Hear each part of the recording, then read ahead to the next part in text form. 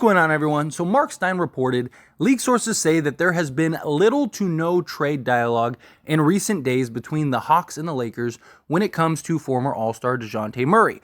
Trade talks tend to be fluid this time of the year and can easily spark up again, but one source briefed on the talks termed the idea of Murray landing with the Lakers before the deadline as of this Sunday as unrealistic. Among the factors for that, DAngelo Russell's strong play this month. So, a couple things about this, right?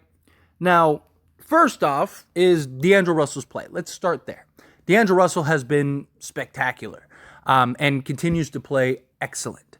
And the question is trading for Dejounte Murray a real true upgrade over just keeping DAngelo Russell at this point? The chemistry that he has with guys like Anthony Davis, his ability to play off ball when LeBron has the basketball, his shooting. I mean, DAngelo Russell's been our best shooter on this team, and especially at high volume, which is good too. And if he can continue this level of play, it just makes a lot of sense to keep him over a Dejounte Murray, because it's not like you're swapping D'Lo for Murray, or even D'Lo and maybe like a pick swap or a couple seconds, right? Based on the initial packages, it looks like it's D'Lo, Jalen Hood-Schifino, a first-round pick, and a pick swap. So if you count Schifino as like a first-round pick for this year's draft, then you're talking essentially 2 firsts and a pick swap to go and get Dejounte Murray, and it's not like he's playing as well as D'Lo at the moment. Now, there obviously are questions and factors. Can D'Lo maintain this? Can he keep this up? I believe he can. He's going to have bad games. Don't get me wrong. Everyone has bad games, right? But I do believe that he can keep it up because of the role that he is playing now, right? He gets the ball in his hands a lot more. When he is playing up ball, he's still in the actions, right? He's constantly being a threat, where there were times where he was just basically just standing in the corner minding his own business on offensive sets.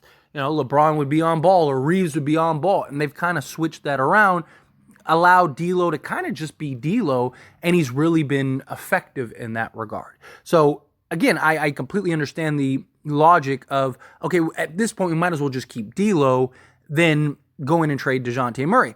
The other thing with D'Lo is the contract, right? If the Lakers are going to keep D'Lo, then what I've been saying is true, right? Most of the talk has been that the Lakers need to move off of D'Lo. The Lakers need to trade D'Lo because of his contract next season, right? If he's bad, he opts in. That's not good. If he extends and they have to pay him $25 million a year or whatever, then that's not good.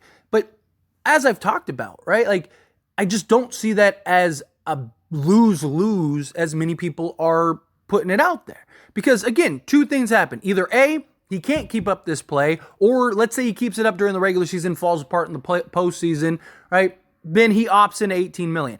Well, now you have an $18 million expiring contract with 3 first-round picks. You don't think that that has value? Of course it does, right? And then you could package Rui and everything else, so maybe a Donovan Mitchell does become available. So now you could do like D'Lo, Rui, 3 first-round picks, maybe throw in like a Max Christie or something, and boom, now you got Donovan Mitchell, LeBron James, and Anthony Davis, right? Just using that as an example. The other side of the coin is D'Lo is excellent, and he continues to play this way, and he plays this way through the postseason, and now you got a legit like 20 to 25 point a game scorer who's also able to give you, 6 to 8 assists a game, and you're paying him $25 million, which is as much as Dejounte Murray's making next year. And if he continues to play great, well, now you're building around D'Lo, LeBron, AD, Anthony Davis, and there you go, right? To me, it's just, I don't see that as a lose-lose. Either A, you have an expiring contract that now you can use as a selling point to go and get something else, or he plays well enough to warrant his contract, and he may still have value. You could always work out a sign and trade. You could always do other things. I just don't think D'Lo's contract is as concerning as people make it out to be. Now, obviously, there are implications and stuff. We'll see. Time will tell, right? The concern is getting to the second tax apron. It's very possible the Lakers are there next year regardless of what they do, because they're going to have to pay Max Christie. What does Max Christie contract warrant? Let's say you pay D'Lo $25 million, Dejounte Murray is going to make $25 million. Like, the Lakers' finances are going to be tough regardless, right? And at least you'd have the core if it's good enough and you could get there and you can kind of have this turnaround because D'Lo is continuing to play great. Hopefully Austin Reeves turns around at some point. Then I think you'll be fine, right? And you can kind of regroup and see what there is in the offseason. Now, the other point that was made in that is that there's no talks, and basically one person said it's unrealistic. Now, there have been countless others that have said the opposite, that the Lakers are the only ones that have put a real offer out there. The Lakers are the only team, and all signs kind of point to them getting a Dejounte Murray deal done at some point. So to me, it's kind of like, which side are you on? Which side do you believe in? Now, obviously, things have changed. D'Lo has been great, so maybe they are looking at it now. The Lakers are kind of like, okay, maybe we shouldn't make this trade. Also, Atlanta doesn't have to trade Dejounte Murray. However, I think it's in their best interest too. And I know some people are going to look at it and go, well, yeah, you're a Laker fan. Of course it's in your best interest because you want Dejounte Murray. Even if they don't trade him to the Lakers, I think that they need to trade him now because he's not going to gain more value as time goes on because teams already know that it's a mess in Atlanta and they need to get off of him.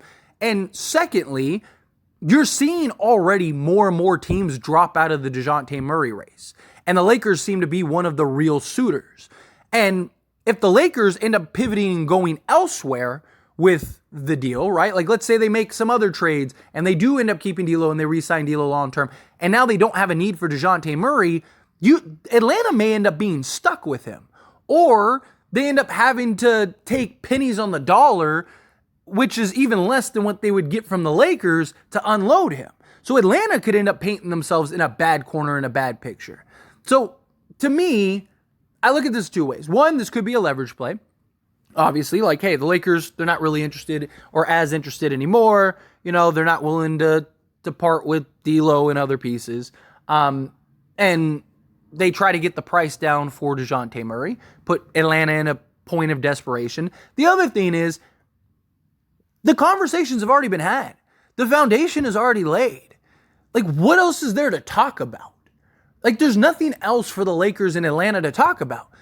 Atlanta's going to say, we want Austin Reeves. The Lakers are going to say, we don't want to give up Austin Reeves. Sorry.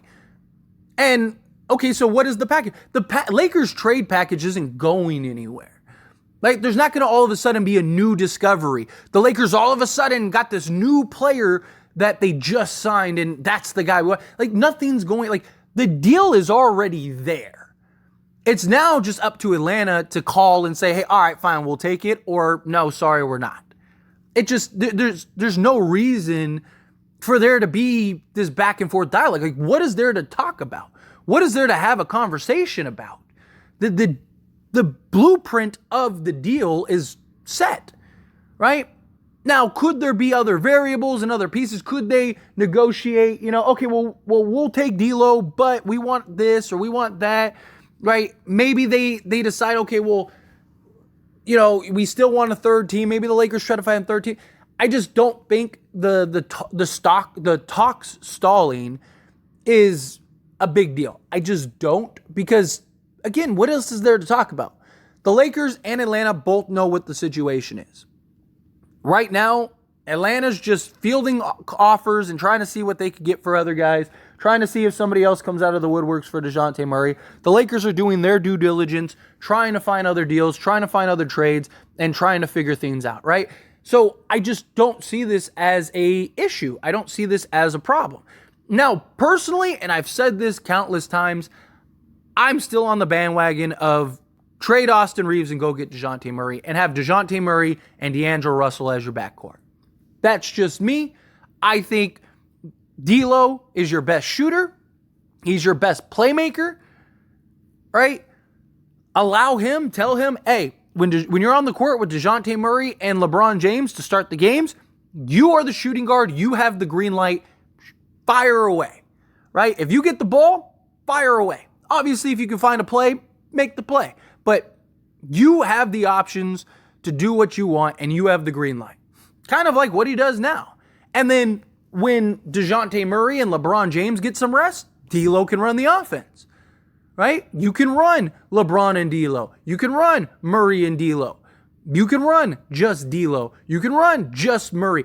You'd have so much versatility in that regard, right? And now, if D'Lo continues to play the way he's playing, and you add in Dejounte Murray, even if he's not San Antonio Dejounte Murray, even if he is Atlanta Dejounte Murray, allow him to be the point guard, right? Because that's where he's best at. And I do believe he would be better with the Lakers than he would with Atlanta if he's allowed to play point guard.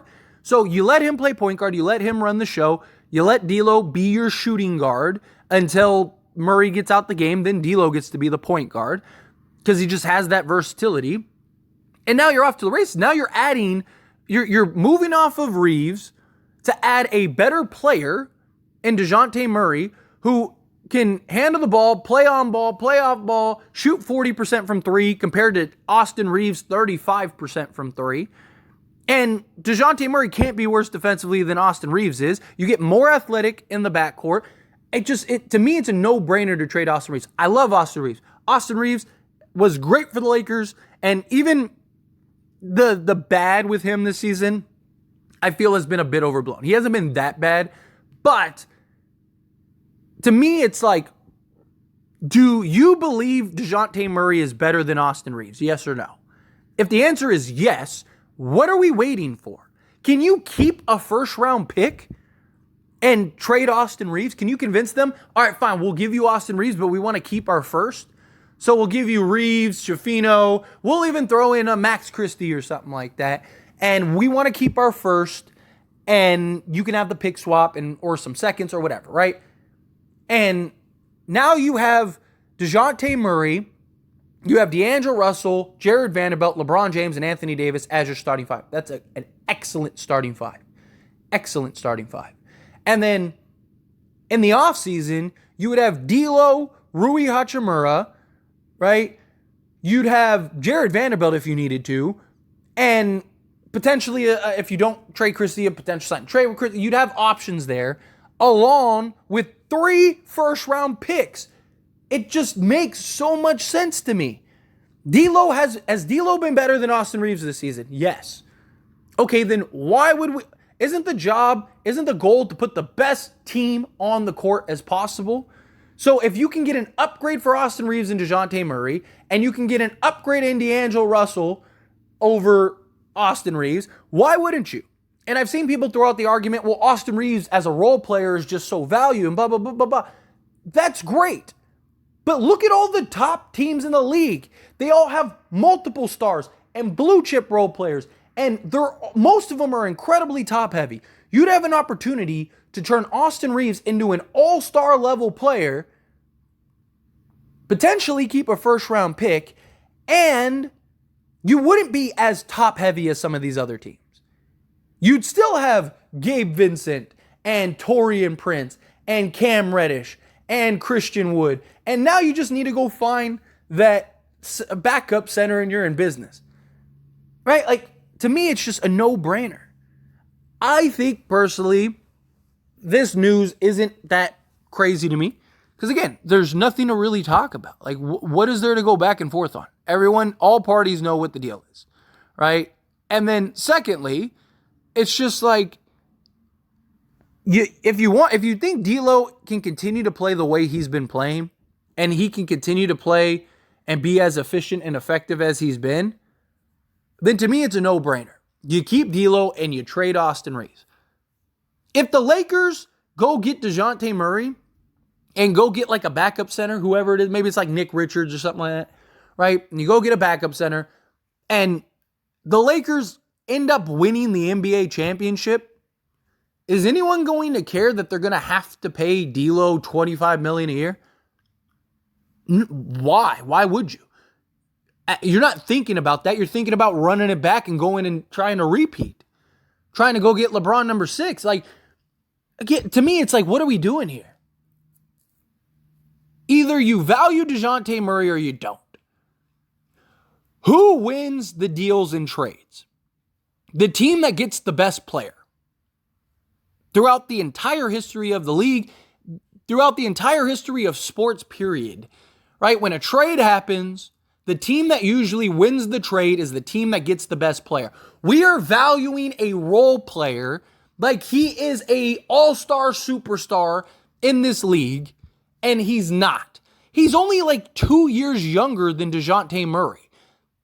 Austin Reeves is closer to his ceiling than he is to his floor. You know what Dejounte Murray has the potential to be. Even Atlanta Dejounte Murray is better than Austin Reeves. So you're getting by far the best player.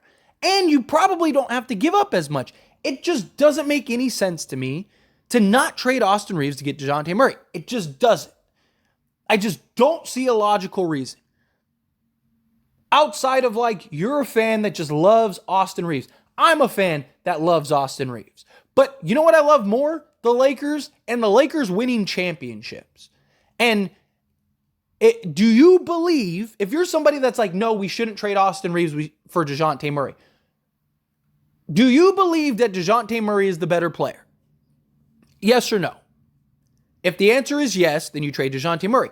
Do you believe that trade Austin Reeves for Dejounte Murray? Do you believe Dejounte Murray puts you closer to a championship, even if it's just small, right? Do you think the Lakers have a better chance of winning a championship with Austin Reeves right now or Dejounte Murray? Let's say you believe the Lakers right now have a 50% chance to win a championship right now with Austin Reeves. If Dejounte Murray even gives you a 51% chance of winning a championship, you go get Dejounte Murray, because that 1% could be the difference between you actually winning or losing.